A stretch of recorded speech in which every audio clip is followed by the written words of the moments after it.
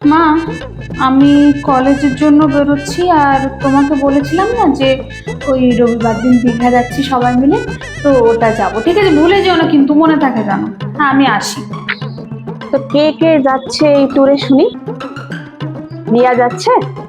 হ্যাঁ হ্যাঁ, রিয়া তো যাবেই যাবেই, রিয়া যাবে। আর হ্যাঁ, তোমাদের ডিপার্টমেন্টের ওই ছেলেগুলো, কি যেন নাম, সৌভিক, অয়ন এটসেট্রা এটসেট্রা, ওরা যাচ্ছে বুঝি?